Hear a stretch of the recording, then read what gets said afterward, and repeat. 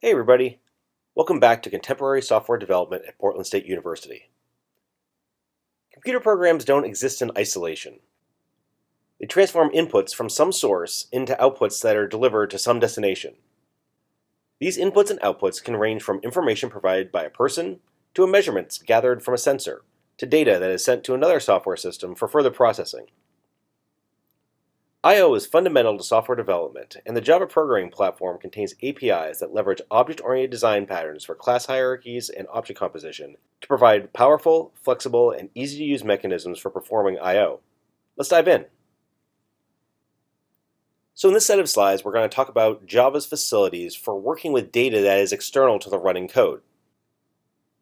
We'll look at APIs for working with files in a file system, and also for working with data that is in a byte format, so-called byte streams, and then text data with readers and writers.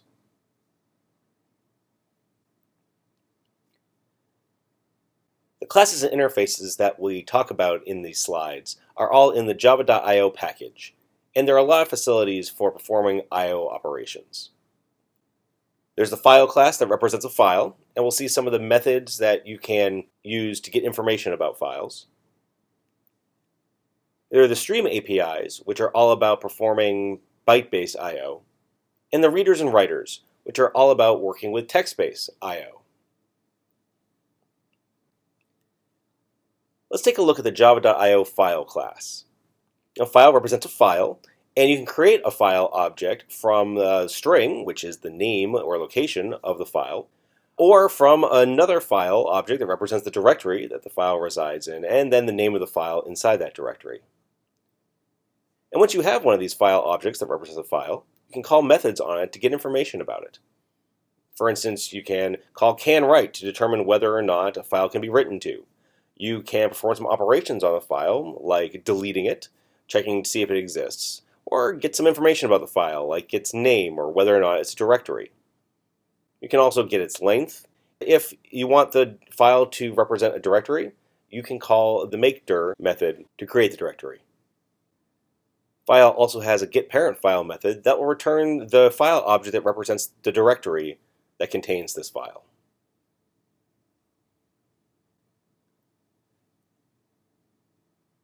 File also has some static fields, some class fields, that contain constant information related to files. So for instance, there's a field called separator, and it's also available as a separated char, which returns the string or character that separates portions of a file spec. So if you're running on a Unix machine, this field has the value /.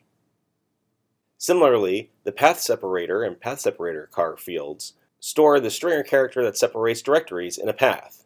So on Unix, this is the colon.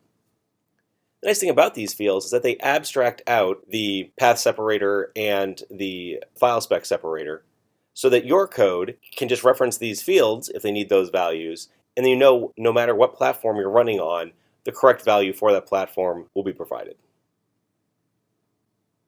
There are two interesting and important interfaces in the Java.io package called FileFilter and FileNameFilter. Each of these interfaces has one method called accept that returns Boolean and takes a file object, or sometimes a string, that will either accept or reject that input based on some criteria. These interfaces are used as arguments to the list and file list methods of file. So the list method of file takes a file name filter and will return the names of all of the files that are accepted by that file name filter. Similarly, list files takes a file filter and returns all the files in the directory represented by the file that's invoked on that are accepted by that file filter. Let's see how these interfaces are used in action. So at the top of the slide, we have an example of a file filter. This is a class called directory filter that implements the file filter interface. Because it implements file filter and it is not an abstract class, it must provide an implementation of the accept method. And this method simply returns whether or not the file that is provided to the accept method is a directory. At the bottom of the slide, we have an implementation of file name filter. Its accept method takes two arguments, a file which represents the directory in which a file resides and the name of the file. And this implementation of accept merely determines whether or not the file name that's passed in ends with .java. So we have a directory filter that accepts directories and a Java file name filter that accepts files whose names end in .java.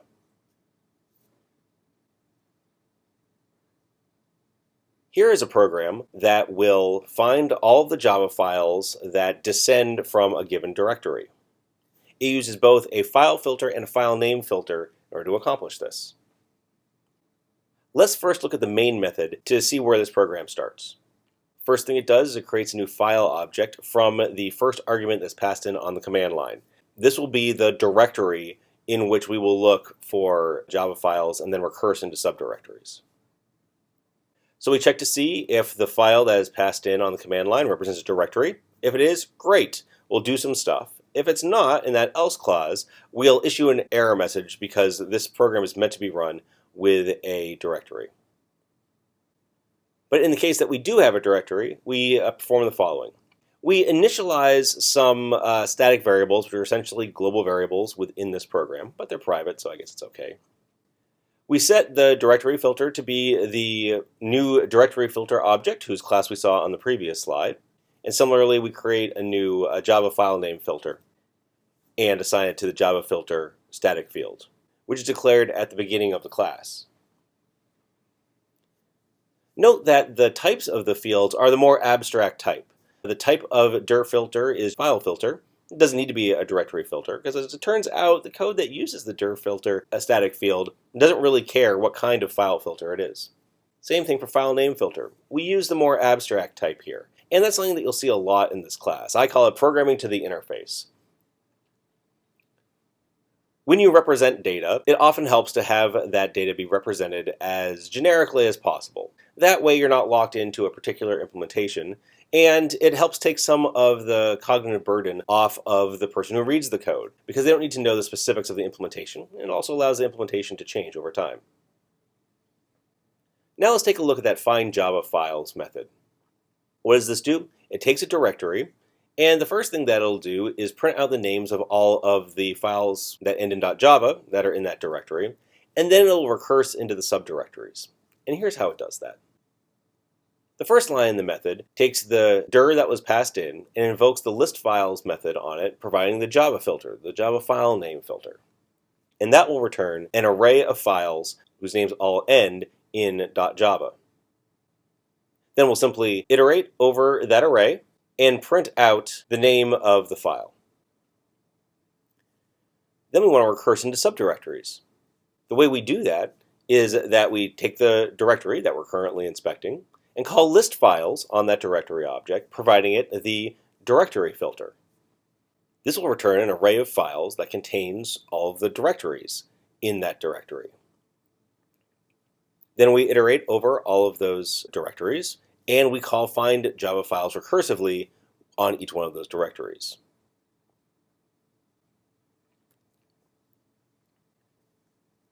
When we run this program, we see the following.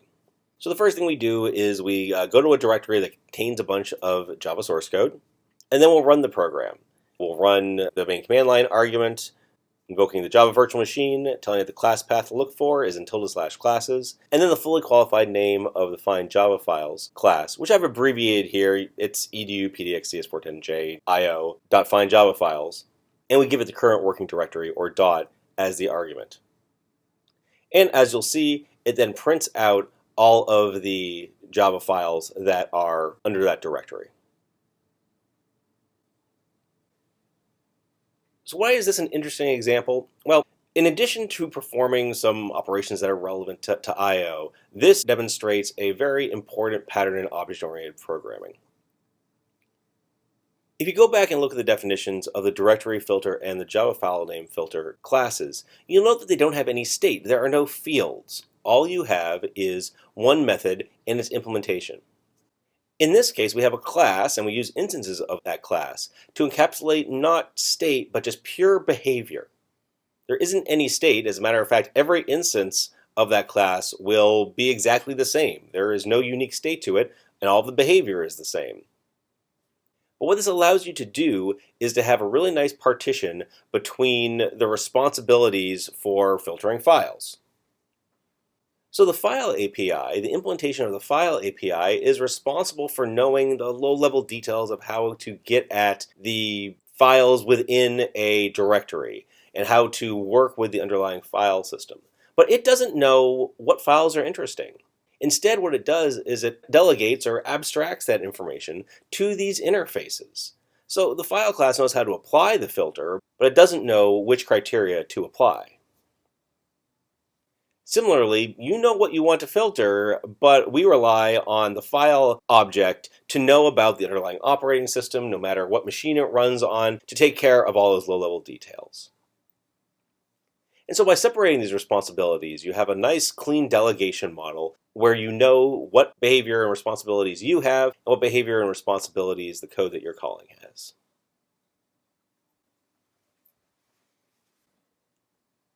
Now we're going to talk about some of the APIs for performing I/O, moving data in and out and sometimes in between parts of a Java program. So Java I/O contains two hierarchies of classes that work with bytes. These are called the stream APIs. There are classes for performing stream output, so byte output, and then for stream input. This is reading in byte data from a source and doing something with it. At the root of the byte output class hierarchy is an abstract class called output stream. And as you can see, there are a number of subclasses of output stream that perform various things. And we'll take a brief tour of these shortly. There's a corresponding hierarchy of input streams. These are classes that read bytes from some source and do something with it. And if you look closely, you can see that there's kind of a mapping, a matching of output streams and input streams. So what is an output stream exactly? Well, it basically is an abstract class that writes bytes to some destination. And it has methods like the following. Write. You give it a byte array and it'll write it someplace. Because it's abstract, output stream doesn't know exactly where you write that to. It could be a file, it could be a socket, it could be an internal memory buffer. It doesn't care, it just knows that it can write bytes someplace. You can also close an output stream, which will clean up any system resources and basically make it so you can't write to that stream anymore. And then also there's a flush method, which if there is any pending output that has been buffered up, it'll write those bytes to the underlying stream. So this is a really great foundational class which provides a good abstraction over writing bytes to some destination. We saw on the previous slide there's a whole hierarchy of output streams. Here are a couple of highlights. There's a byte array output stream, which provides the output stream interface to writing to a byte array, a buffer in memory. There's piped output stream, which is used in conjunction with a piped input stream to send data between threads. Basically, it's like a Unix pipe. And then there's a class called object output stream, which will take any object and the primitive types and write them to some byte stream. This uses a process called serialization, which is beyond this set of slides, but maybe we'll talk about it later in the course. A couple other examples of output streams that I want to dive into in a little bit more detail. A file output stream writes bytes to a file. And so then here you can create a file output stream from a file object, or it's the name of a file. When you create a file output stream, it might throw a file not found exception. For instance, if you try to create a file output stream for a file whose directory doesn't exist, you'll get a file not found exception. So you can imagine file output stream is used a lot whenever you want to write to files. Another interesting subclass of file output stream is Java I/O filter output stream. A filter output stream performs some filtering on bytes before ultimately delivering them to another output stream. So for instance, there is a class called buffered output stream, which will buffer the bytes of data up into chunks of a certain size before sending them off to some other destination. So let's say you want to buffer data before writing it to a socket or something. You can use a buffered output stream for that. Another kind of filter output stream is a thing called a data output stream, which writes Java's primitive types in a format that is machine independent. If you're dealing with like big endian, little endian, and things like that, this comes in really handy. And finally, another kind of filter output stream, which you may recall you've seen before, is a thing called a print stream. And so a print stream is meant to write data to a bunch of bytes in a human-readable format. And it's intentionally easy to use. It doesn't throw exceptions when you go to interact with it. Print stream is the type of system.out and system.error. So when you access the system.out object, what you're really doing is invoking methods of print stream. And so printstream is the class that provides the print and printline methods that can be used with any type of data ranging from an int to an object. Now, just because it doesn't throw exceptions doesn't mean that problems can't occur. And if you want to see if a problem has occurred with your print stream, you can invoke the hasError method to determine whether or not something's gone wrong. So here's an example of using output streams. And what we're going to do in this program is we're going to take a bunch of numbers, double floating point numbers, from the command line and write them to a file in a binary format. And we're going to use some of the Java I/O APIs to do this. The first line of our write doubles class is the declaration of a static field called err, which will hold a reference to system.err as a print stream. This is just an example to show you once again that system.err is a print stream. Looking at our main method, the first thing that we do is take the first argument and create a file output stream that will write to that file specified by the first argument. So we have a variable called FOS, which is of type file output stream, and then we initialize it. We assign the value of a new output stream with the name that's in the first argument to that FOS variable. Creating this file output stream might throw a file not found exception, and so we have to catch it. And when we do, we print a message to the system.error, and then we exit the program by calling system.exit1. If we have successfully created our file output stream, then what we're going to do is we're going to write the doubles from the remaining command line arguments to that file output stream. Now, if you look at the file output stream API, it doesn't have a method that lets you write a double to it. You can just write bytes to it. However, if you look at the data output stream API, it is the thing that writes doubles to some destination. And so what you do is you create one of those data output streams, and when you invoke its constructor to initialize the object, you pass in your file output stream. So what you're doing is wrapping a data output stream around your file output stream object. And then the rest of the program, what it does is it iterates over the remaining command line arguments, tries to parse each one of them as a double. That gets you a little d double value. And then it invokes the write double method on the data output stream. Writing a double to the data output stream converts that double into bytes, which are ultimately written to the file output stream that is wrapped in the data output stream. Now, while you're performing these operations, some things might go wrong. So for instance, if there is an argument on the command line that does not represent a valid double, a number format exception will be thrown, and we'll catch that and handle it appropriately by printing an informational message. Similarly, while you are writing to the data output stream, some I/O exception could occur, and if it does, we will catch that, print an error message, and then do a system.exit.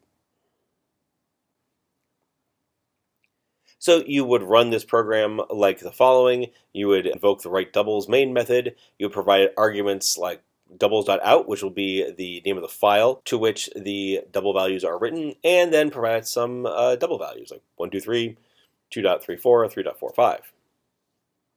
Now, assuming the program runs successfully, you could look at doubles.out, and if you were to do so, you would see that it's binary, right? It's garbage. There's nothing printable there because what you wrote was double values, the binary values of those doubles. While this isn't human readable, it's also perfectly machine readable and it's very compact. So beyond demonstrating how to use these Java I/O APIs to write doubles to a file, this example shows some interesting object-oriented design patterns. So as we saw, this program delegates behavior to multiple objects. So ultimately what we want to do is write a double to a file. And we use several objects all working together to accomplish this goal. So when we write the double to the data output stream in turn converts that double to a byte array, which is written to the file output stream, which then is ultimately written to the file itself. So I like to think of these objects working together as sort of like an onion, right? We're only dealing with the outside of the onion, the data output stream. But if you start peeling things back, you'll see that inside the data output stream is a file output stream. And if you peel that back, you'll see that inside that is a file. So here's a way that objects can all work together. But the code itself, that loop that wrote the doubles, it didn't really care that the double ultimately was going down to a file. It just wrote it out to a data output stream.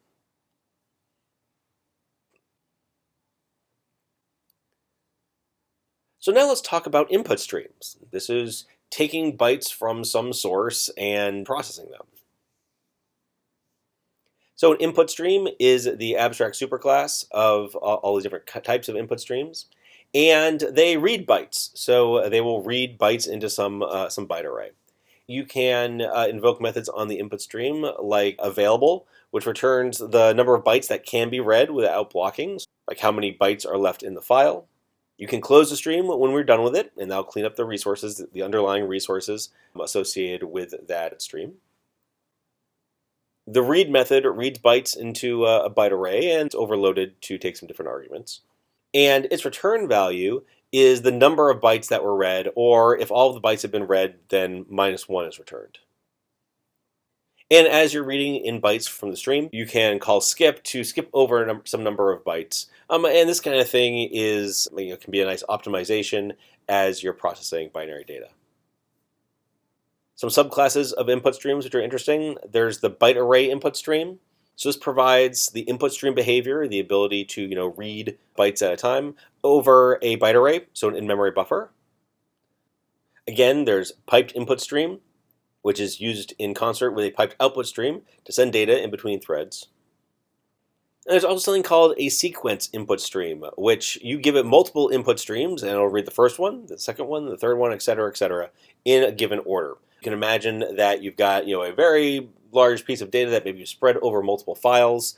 This way you can have what we'll see a file input stream for each one of those files, but a single sequence input stream that'll just read it from beginning to end across all files.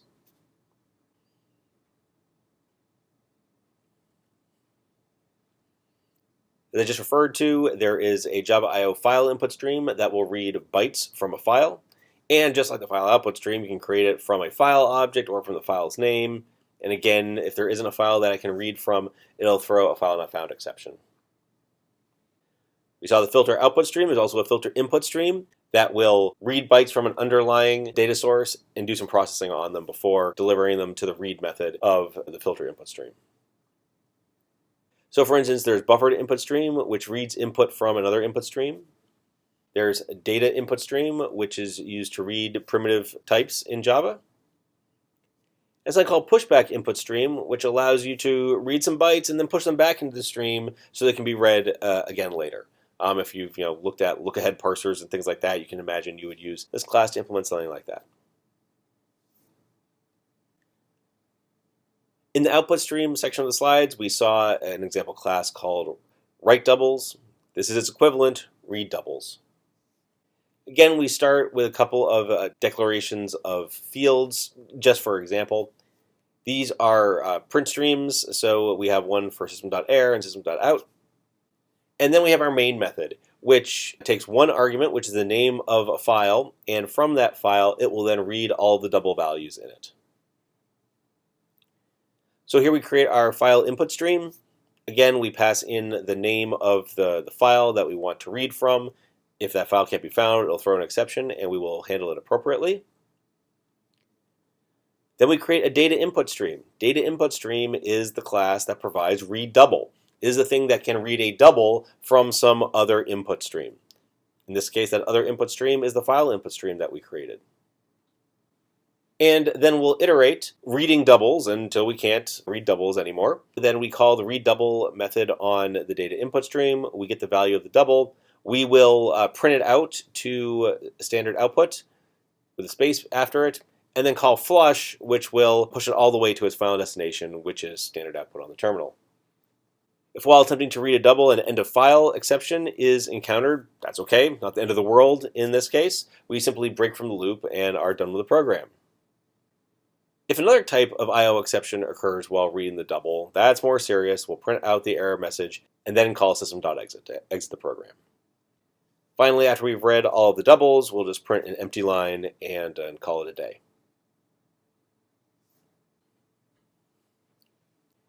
If we were to run this read doubles program with the doubles.out file that we created a few slides ago when we wrote doubles, you'll see that it prints out 1.23, 2.34, and 3.45.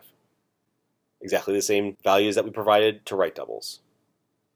So a couple of things about this program that I wanted to point out. In the data input stream, you don't have a good way of saying whether or not it's done. You might be able to call available. I don't know if that would necessarily always work. So you have to catch the end of file exception. It's not super pretty, but it works. And also, I purposefully in this example used the print method and the flush method. When you have these filter output streams, like print stream, if you want to see the output right away, you must explicitly call flush. Because by design, these filter output streams can perform some buffering and caching at their discretion. So one of the things I've had to do sometimes is, as I'm adding debugging output or as I'm generating something to a file, explicitly flush all the data out there so they can see it and interrogate it.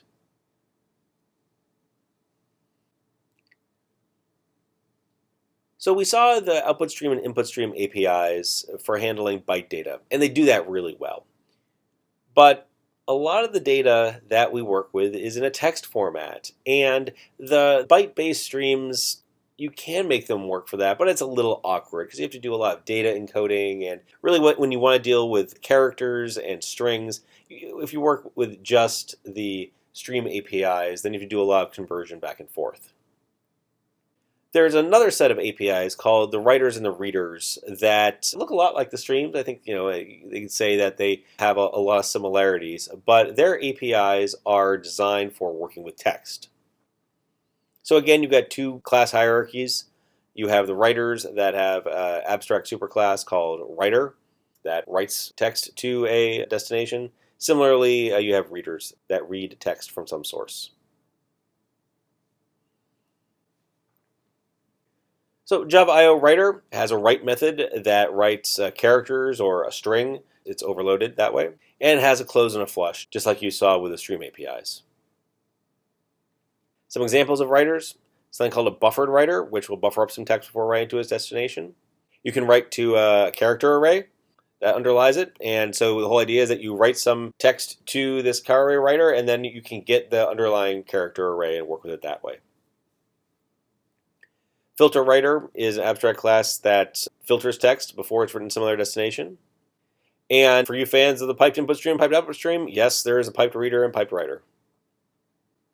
And then one writer that is pretty useful is something called output stream writer. And what this does is it is a writer that converts the characters that is sent to that writer to bytes and then writes those bytes to some output stream. And what output stream writer does is it forms a bridge between the two APIs. It is a writer that works with the stream APIs, which is something that you want to do a lot, especially when you've got a print stream like system.error. Here are some more in-depth descriptions of other kinds of writers. There's something called a print writer, and what it does is it prints text and formats it nicely to a writer or to an output stream. Print writer is the class that has the print and print line APIs. But note that unlike print stream, it doesn't automatically flush to its destination. You have to either enable auto flushing or explicitly call the flush method. String writer provides the writer API and writes to a string in memory. So this is nice. So this gives you the ability to use the writer API to build up a string that you can work with just like any other string. It's actually implemented using a string buffer, and you can get access to that string buffer object if you'd like. Or you can just call the toString method on the string writer to get the string that you've been building up with that writer. And of course, there's a file writer that writes text to a file. And you can create a file writer by giving a file object or by providing the file's name.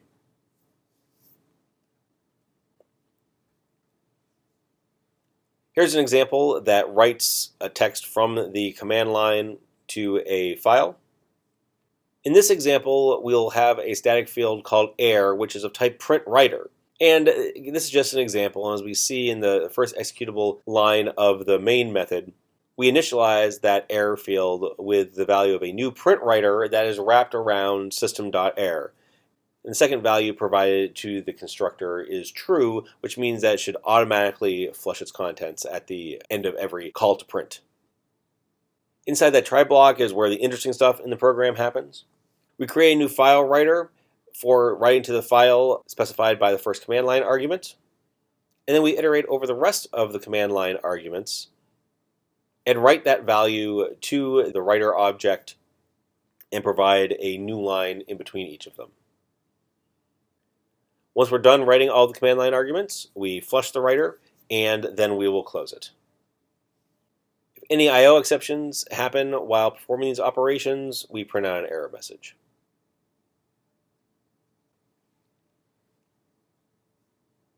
And when we run this program and provide the arguments text.out for the name of the file, and then the command line arguments, this is some text, as 4 additional command line arguments, we run the program, and if we look at the contents of the text.out file, we'll see that it is the value of the command line arguments, each on their own line. Beyond just demonstrating how to write text to a file, this example also showed how you can wrap a print writer around a print stream. In this case, the print stream was system.error. We wrapped a print writer around it. And again, this object composition provides an abstraction that ultimately simplifies programming because you don't have to worry about what's actually going on. Again, that code that just wrote to the print writer, it didn't care where its final destination was. It had one job, and all its job was to write some text to some writer, doesn't care where it goes. The whole idea is that the code, and therefore the coder or the person reading the code, doesn't know where they're writing to, and more importantly, they don't care. This abstraction simplifies programming and takes the cognitive load off of the programmer. We learned about writers. Here's similar information about readers. The readers are rooted in a reader class, which is the abstract superclass for all of those reader classes. And all a reader does is it reads character data from some source. So it's got methods like read, which will read a bunch of characters. It has a method that returns Boolean, determining whether or not it's ready for more text to be read. You can close it, and then you can skip over some number of characters in any reader. Many of these example readers are analogs to writers that exist out there. So there's a car array writer that has a character array reader, which allows you to read from any character array. There's the abstract superclass of readers that perform some filtering on character streams before delivering it to its final destination. Piped reader and pipe writer. And string reader, which provides the reader interface over a string. And again, we see something like input stream reader, which provides a bridge between the reader and writer APIs and the stream APIs that allows you to read character data from an input stream. And then there's buffered reader, which will buffer the text as you read it and deliver it to the read method. Buffered reader is the class that has the read line method. So if you want to read a line from a file, from standard input, or any source, you would use a buffered reader because it's the thing that has the logic to go read ahead enough characters until you find the end of a line and then deliver that line to the caller.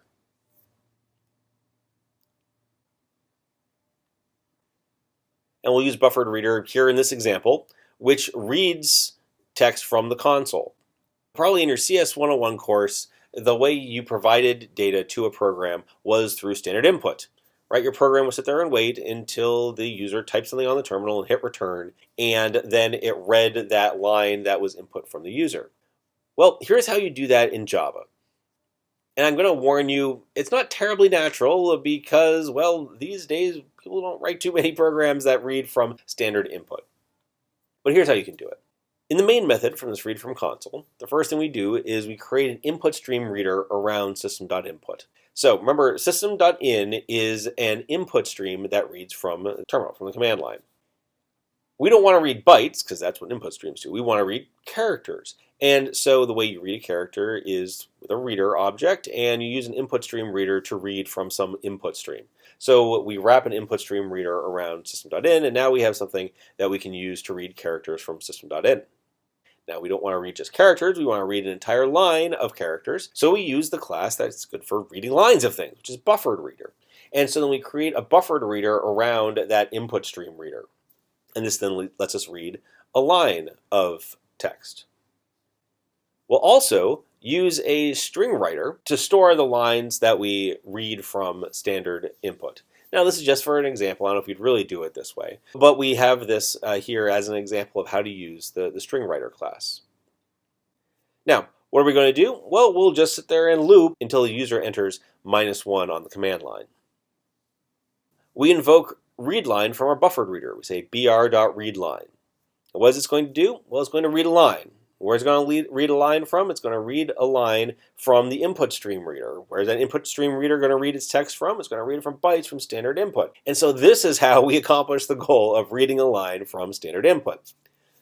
We're going to read that line. It'll be returned as a string. And if the string equals -1, great, we're done here. We're going to break from this loop. Otherwise, we're going to write that line to our string writer by invoking the write method on our text object. So it'll read each line there until -1 is entered. And of course, if anything goes wrong, if any IO exception occurs, it'll print out an error message and exit.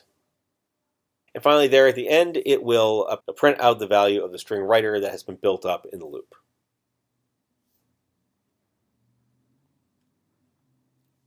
So if we run this program and we provide the following into standard.input, we say does hit return this program work, and then -1.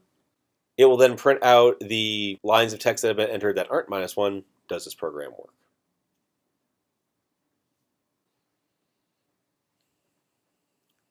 Once again, we've seen a couple of things. We've seen the very practical way of reading a line of input from standard in. That's great. We've also seen how the Java I/O API uses object composition to accomplish these goals by having all these objects that do individual things have their own very focused responsibilities that can be put together and arranged in a way so that you can accomplish something like reading a line of data from standard input.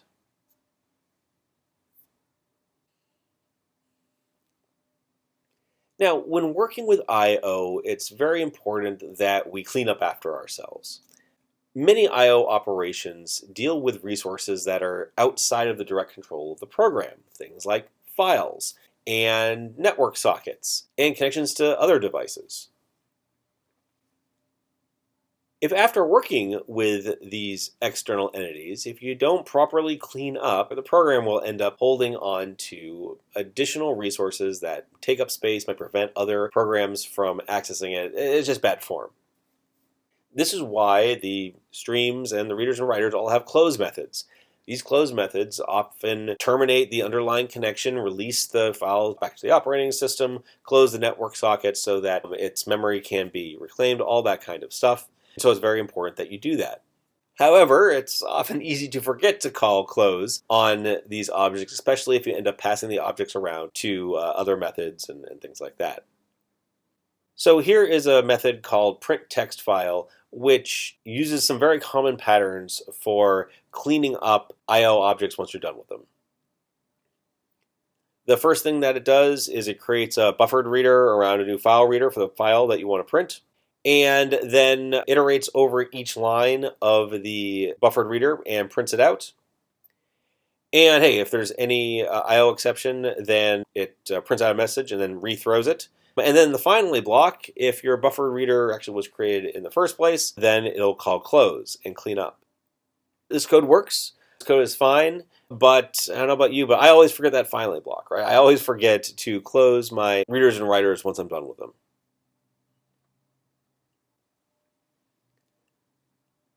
Luckily, there is a language feature that makes it a lot more difficult to forget to close your streams. There's a variation of the try statement called try with resources. After the try keyword, you can provide a series of statements that create objects that are auto-closed. So the whole idea is at the end of the try block, the objects are automatically closed out. And by the way you determine whether or not an object can be automatically closed is if it implements the auto-closable interface. So here's another version of that same printTextFile method that uses the try with resources language feature. Instead of creating your buffered reader outside of the try block, you create it sort of inside the try block. You say try, and then you give it an expression in parentheses. So that's where you create your buffered reader, same buffered reader. And then inside the try block, once again, you would read over each line of the buffered reader. Then if there was an exception, yep, you would catch it and print it out. Actually, I think if you want the examples to be exactly the same, you would also rethrow the exception. But here, you don't need that finally. The Java runtime will automatically keep track of which objects are auto-closable, and before this method returns, regardless of how it exits, will invoke the close method on all those auto-closable objects. And now you, as the programmer, don't need to remember to call the close method on the reader.